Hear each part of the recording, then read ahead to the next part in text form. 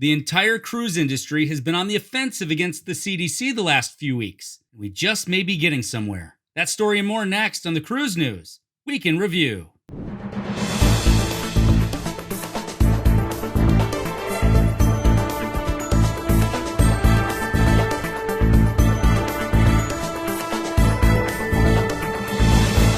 Welcome back, cruisers. I'm Mark, and you're watching the Cruise News Week in Review, the show where we catch you up on all the happenings in the cruise world each and every week. Now, our analytics show that only about 15% of our viewers are subscribed to the channel, so if you enjoy the cruise content here on YouTube, please consider hitting that red subscribe button and smashing the thumbs up. Last week, we talked about the cruise industry's meeting with the CDC that ended with the government agency denying requests to scrap the framework for conditional sailing.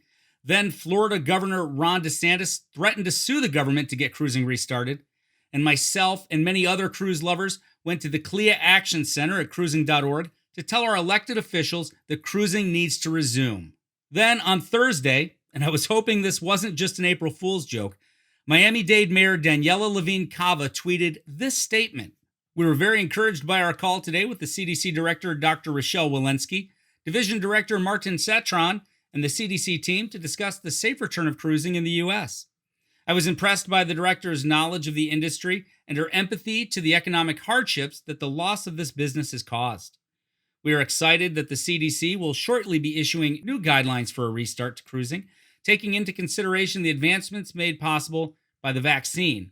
And we are eager to work with the CDC and cruise industry as a positive partner and resource. Some may want to sue, but we want to sail.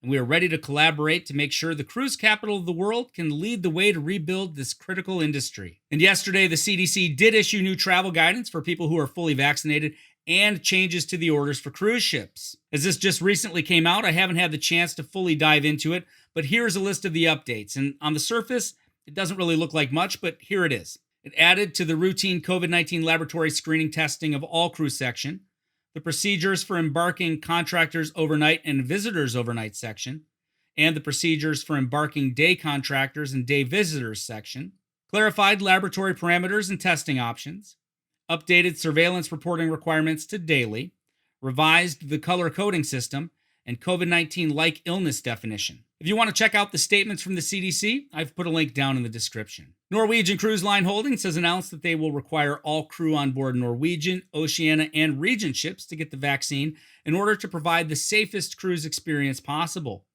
Royal Caribbean Group announced a couple of months ago that they would require their employees to be vaccinated, and through emails and letters to staff, Royal Caribbean and Celebrity have stayed engaged with their crew members about the importance of the vaccines.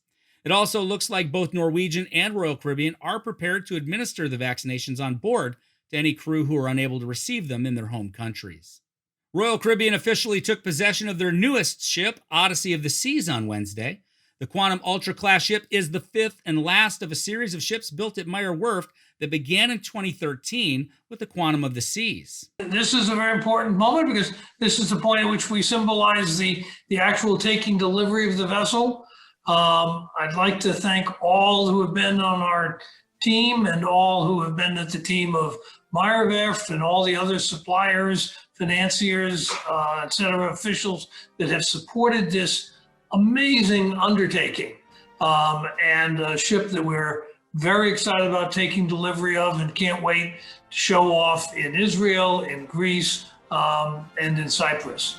So it's my privilege to ask that the Bahamian flag be raised.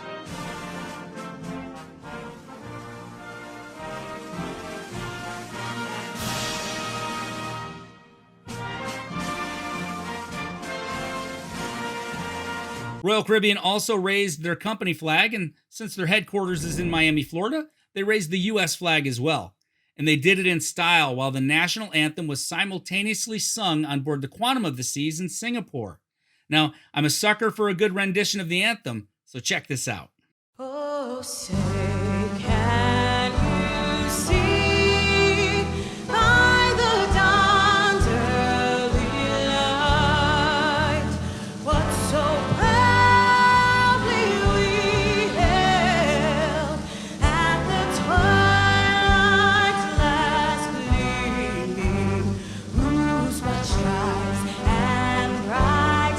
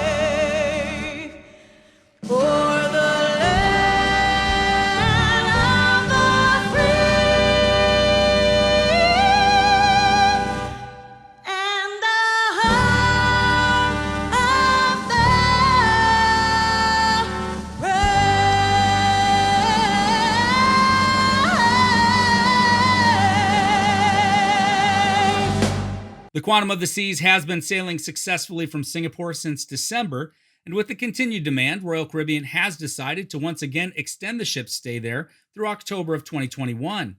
With more than 50,000 guests having cruised with 0 positive COVID-19 cases to date, President and CEO of Royal Caribbean Michael Bailey said, Royal Caribbean's 30-plus sailings in Singapore offer a real-life, validated model of how cruising can be a unique, safe vacation beyond what many other travel options can offer. I'm confident we'll continue to see how successful cruising can be through a combination of our proven, healthy, and safe practices, which are informed by the Healthy Sail Panel's 74 recommendations and the rollout of vaccines around the world.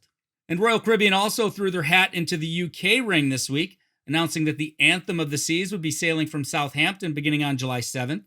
The voyages will be for vaccinated UK adults and children with a negative PCR test. And Royal will also be offering 999 free staterooms to workers in the National Healthcare Service, social care sector, and armed forces over the last year in recognition of the tremendous efforts of the emergency services. The Celebrity Silhouette will also be sailing from Southampton starting on July 3rd. Those sailings go on sale April 6th. And MSC will launch its brand new Virtuosa in the UK, where she'll sail her maiden voyage from Southampton on the 20th of May. If you're like me and are so anxious to cruise that your bags are already half packed, you may be interested in Carnival's new luggage tags. The tags are available for $19.99 on Carnival's website. They come in sets of 3, and there are 3 different styles to choose from. This would make a nice gift for your favorite cruiser, or yourself, or maybe even me, so I put the link down to the Carnival shop in the description. It's time to take a quick look at the cruise stocks, and in a short week of trading, all 3 posted modest gains.